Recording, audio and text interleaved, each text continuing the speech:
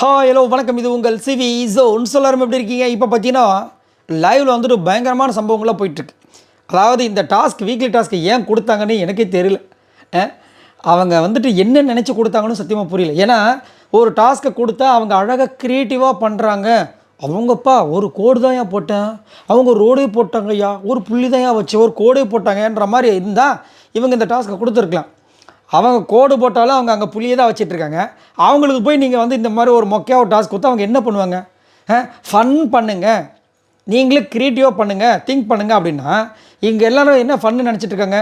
சேரை வச்சுட்டு சேர் ஃபுல்லாக சுற்றிட்டு வராங்க, இது ஃபன்னா. அப்புறம் அவங்கள வச்சு தூக்கிட்டு போகிறாங்க, ஃபன்னா. அதுக்கப்புறம் உள்ளே உட்காந்து பாட்டு போகிறாங்க, இது ஃபன்னா. என்னையா நடக்குது? அதுவும் அந்த பாட்டு போகிறதுலையாவது ஒழுங்கான வார்த்தைகள் இருக்கா? என்னத்தை சொல்ல. ஆனால் அழகாக ஒரு சில பேர் வந்துட்டு இன்றைக்கெல்லாம் க்ரியேட்டிவாக கேரக்டர்லாம் பண்ணுறாங்க. விஜய் பார்வதி, வியானா, அவங்களாம் வந்துட்டு இந்த மதுரை ஸ்லாங்கில் அந்த பொண்ணுங்க பேசுகிற மாதிரி சூப்பராக வந்து பேசி அவங்களுக்கு ஒரு பேரை அழகாக வச்சு செமையாக பண்ணிகிட்ருக்காங்க. இந்த மாதிரி ஏதாவது க்ரியேட்டிவாக பண்ணால் தான் நம்ம பார்க்க முடியும். இதுக்கு முன்னாடி சீசன்ஸ்லாம் பார்த்தீங்கன்னா அந்த மாதிரி தான் பண்ணுவாங்க. இப்போ ரியோ, அப்புறம் இன்னும் இவங்க அறந்தாங்க நிஷா, இவங்களாம் வந்து அந்த மாதிரி தான் பண்ணுவாங்க. செம்மையாக இருக்கும். இவங்கள முடியல சாமின்ற மாதிரி இருந்துச்சு. ஆனால் கண்டிப்பாக பிக் பாஸை ஃபீல் பண்ணியிருப்பார், அது மாற்றுக்கிறது கிடையாது. இப்போ காலையில் வந்துட்டு ஒரு விஷயத்த சொல்லியிருந்தாங்க. என்னென்னா, நான் பஸர் அடிக்கிற வரைக்கும் நீங்கள் வந்து பெஸ்ட்டு ஒஸ்ட்டு சொல்லிகிட்டே இருக்கணும்னு சொல்லியிருக்காங்க.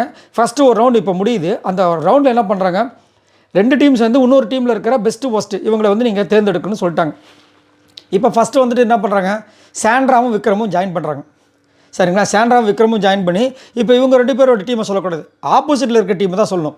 அப்படின்னு இருக்கும்போது என்ன பண்ணுறாங்க, பெஸ்ட்டாக வந்துட்டு அமித்தை சொல்கிறாங்க. அந்த ஃப்ளஷ் அதாவது மாஃபியாஸ் அதை வந்து அமித்தை சொல்கிறாங்க. உண்மை தான், அமித் நேற்று நிறைய இனிஷியேட்டிவ் பண்ணாப்புல, நிறைய சூப்பரான விஷயங்கள்லாம் பண்ணார். அதுக்கப்புறம் விஜய் பார்வதி கூட சேர்ந்து ஒரு ஸ்கிட்டு பண்ணார். அதுக்கப்புறம் தூக்கின்னு போகிற என்னென்னமோ பண்ணார். அவரால் முடிஞ்ச வரைக்கும் பாட்டு பண்ணார். நிறைய விஷயங்கள் கானா வினோத்துக்கு ஈக்குவலுக்கு என்னென்னமோ பண்ணமோ பண்ணி விட்டார். சரிங்களா? ஆனால் ஒஸ்ட்டில் வந்துட்டு ரம்யாவை சொல்கிறாங்க. ஆனால் சாண்ட்ரா யாரை சொன்னாங்கன்னா எஃப்ஜேவை சொன்னாங்க. எஃப்ஜே தான் வந்துட்டு இதில் வந்துட்டு சொல்லணும், ஏன்னா எஃப்ஜே வந்து சுத்தமாக பண்ணலை, அதனால் நம்ம எஃப்ஜேவை தான் சொல்லணும் அப்படின்றாங்க. ஆனால் ஒத்துக்க மாட்டார் இவர். இல்லை எப்படி சொல்லுவீங்க நீங்கள், எஃப்ஜே வந்து எல்லாம் கரெக்டாக தான் பண்ணான், அப்போ சபரியை சொல்லலாம் அப்படின்றாங்க. சபரி எப்படி சொல்லுவீங்க நீங்கள்? சபரி என்ன பண்ணா சொல்லுங்கள் அப்படின்னு கேட்குறாரு விக்ரம். இவர் எதுக்கு இதெல்லாம் கேட்குறாரு? அவர் ஒரு ஜட்ஜின்றதுனால. சரி, அதனால் கிடையாது, அவங்க ஃப்ரெண்டுன்றதுனால கேட்குறாரு. அவங்க என்ன சொல்கிறாங்க, அவன் வந்து பேசும்போது வந்துட்டு மாக்கியம் பண்ணாமல் பேசினா, அப்புறம் அந்த இதெல்லாம் வந்துட்டு டாய்லெட் கழுவுற பெருசெல்லாம் மூஞ்சனை வைக்கலவங்க, அது எப்படிங்க அது ஒஸ்ட்டு பர்ஃபார்மன்ஸ் தானே வரும் அப்படின்னா, ஏங்க இதெல்லாம் ஒரு விஷயமாங்க அப்படின்ட்டு ரம்யான்னு சொல்லி பேசி கன்வின்ஸ் பண்ணி ரம்யாவை சொல்லிட்டாங்க. என்ன கேட்டிங்கன்னா கண்டிப்பாக ரம்யா அவங்க 2 பேருக்கு பரவாயில்லன்றேன். ஏன்னா இவங்க வந்து இனிஷியேட்டிவ் எடுத்து ஒரு கேப்டனாக வந்து நேற்று ஃபுல்லாக நடக்கிற சண்டைகளில் நிறைய விஷயங்களை தவிர்த்தவங்க இவங்க தான். அப்படின்னு இருக்கும்போது இவங்களை தூக்கி போட்டப்போ இவங்க கோவம் வராதா? அதனால் என்ன பண்ணாங்க, அழுதாங்க, ஆர்ப்பாட்டம் பண்ணாங்க. ஸ்ட்ரெயிட்டாக வந்துட்டு பிக் பாஸ் கிட்ட போய் கேட்டு முறையிட்டு போய் ஃபுல்லாக அழுது தீர்த்துட்டாங்க. பிக் பாஸ் ஆனால் ஒரே வார்த்தை சொன்னார், உங்களுக்கு இங்கே நான் நிறைய டைம் தரேன், வெளியே போய் இன்னும் எதுவும் பட போகிறது கிடையாதுன்ற மாதிரி சொல்லிட்டாரான்னு தெரில. நான் உங்களுக்கு நிறைய டைம் தரேன், உக்காஞ்சி உங்கள் மனசுக்குள்ளே என்ன இருக்குது எல்லாத்தையும் கொட்டி தீருங்கன்றார். அவங்க வந்துட்டு நான் வெளியே ஜாலியாக இருப்பேன், இங்கே என்னால் ஜாலியாக இருக்க முடியல, என்னென்னமோ சொல்கிறாங்க. எனக்கு தெரிஞ்சு அவங்க முடிவு பண்ணிட்டாங்கன்னு நினைக்கிறேன். அவங்களுக்கு ஏன் முதல்ல பெரிய வருத்தம்னா, நான் ஒன்றுமே செய்யாமல் இருக்கும்போது எல்லோரும் என்னை பாராட்டினீங்க, தங்கச்சின்னு கொஞ்சினீங்க. இப்போ நான் ஏதாவது ஒரு செய்யணும்னு நினைக்கும்போது தங்கச்சின்னு கொஞ்சாமல் ஒன்றுமே செய்யலை, முட்டைன்னு சொன்னீங்கன்னா என்ன அர்த்தம்ன்றாங்க. முற்பகல் செய்யும் பிற்பகல் விளையும், எல்லாருக்கும் அதுதானே. என்னத்தை சொல்ல. அதுக்கப்புறம் பார்த்தீங்கன்னா சாண்ட்ராவும் ரம்யாவும் சேர்ந்து பெஸ்ட்டாக வந்து பிரஜன், சாண்ட்ரா இருக்கும்போது பெஸ்ட்டாக சொல்லி தானே ஆகணும், பிரஜன். அப்புறம் ஒஸ்ட்டாக வந்து விக்கல் சிக்கரம் சொல்கிறாங்க. அதுலேயுமே வந்து சாண்ட்ரா என்ன சொல்கிறாங்க, சுபிக்ஷாவை சொல்லலாம் அப்படின்றாங்க. இவங்க என்ன பண்ணுறாங்க, ரம்யா இல்லை விக்கல் சிக்கரம் தான் சொல்லணும். சுபிக்ஷா விக்கல் சிக்கரம் இவங்க 2 பேரும் நீங்கள் கம்பேர் பண்ணும்போது சுபிக்ஷா பண்ணதில் முக்கால்வாசி இவர் சொன்ன ஐடியாவை தான் பண்ணியிருக்காங்க. அப்படிங்கும்போது அங்கே இப்போ விக்கல்ஸ் நம்மளை பிடிக்காது கரெக்டாக, ஏன்னா அவர் பண்ணுற விஷயங்கள் எனக்கு பிடிக்காது. இருந்தாலும் அந்த 2 கம்பாரிசன் ஒன்று இருக்குது. இப்போ கமருதீன் ஓரளவுக்கு ஏதோ ஒன்று சும்மா அது இதுன்னு பண்ணிகிட்டு இருந்தார். மற்றபடி யார் இவர் பிரஜர் வந்துட்டு ஊமை என்ன பண்ணிகிட்டு இருந்தார். ஆமாம் கரெக்ட், அது வந்து மாற்றுக்கிறதே கிடையாது. அது ஒரு கஷ்டமான ஒரு டஃப்பான விஷயந்தான். ஆனால் விக்கல் சிக்கரமா இல்லை சுபிக்ஷான்னு பார்க்கும்போது கண்டிப்பாக நம்ம வந்துட்டு சுபிக்ஷாவை சொல்லலாம். ஆனால் என்ன பண்ணுறாங்க, இங்கே அவங்களுடைய வன்மத்தை வந்து கக்குறாங்க.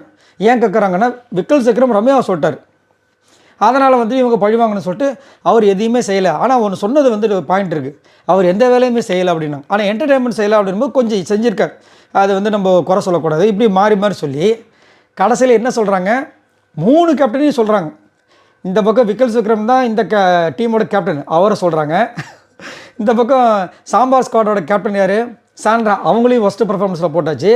இந்த பக்கம் வந்து சபரி அந்த டீம் இருக்க மாவி அசா இல்லை இவங்க ஃப்ளஷ் ஃபைட்டர்ஸு அவங்களோட கேப்டன் நம்ம ரம்யாவே சொல்லிட்டாங்க. இப்போ 3 பெரிய மாறி வந்துட்டு ஒஸ்ட் பர்ஃபார்மன்ஸில் சொல்லி அங்கே போய் போட்டாங்க. இவங்க தான் ஒஸ்ட்டு பர்ஃபார்மன்ஸ் அப்படின்ட்டு.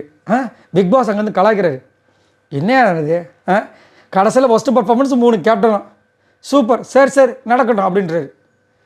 இதுலேயும் வன்மமான்ற மாதிரி அவர் என்ன எவ்வளோ அழகாக இந்த ஒரு டாஸ்க்கை நோகாமல் நொங்கு தின்ற மாதிரி உங்களுக்கு கொடுத்துருக்கேன். நீங்கள் நொங்கு தின்னுவீங்களோ பங்கு போட்டு தின்னுவீங்களோ அது உங்கள் இஷ்டம். அழகாக பண்ணுங்கன்னா ஒரு கான்செப்ட் எடுக்கலாம், சூப்பராக எடுத்து எவ்வளோ விஷயங்கள் பண்ணலாம். நீ இந்த மாதிரி ஒரு கேரக்டரில் பண்ணு, நீ இந்த மாதிரி ஒரு கேரக்டர் பண்ணுன்னு மறுபடியும் விக்கல்ஸ் மைண்ட் என்னவா போகுதுன்னா அங்கே வந்து ஒரு பாட்டு பாடணும், ஒரு ஸ்கிட் பண்ணணும். அதுவும் வந்துட்டு பாட்டு பாடணும் ஓகே, ஸ்கிட்டு பண்ணோன்னா அதாவது அந்த ஸ்டேஜ் பர்ஃபார்மன்ஸில் பண்ணுற மாதிரி மைண்டில் போகுது. அப்படி கிடையாது.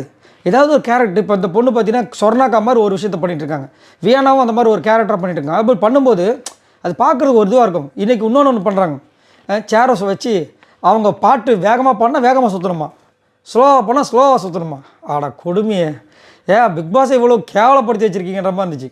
இன்னொரு பக்கம் பிக் பாஸ் செம்ம டென்ஷன் ஆகி ஒரு விஷயத்தை வர கொடுத்துட்டாரு.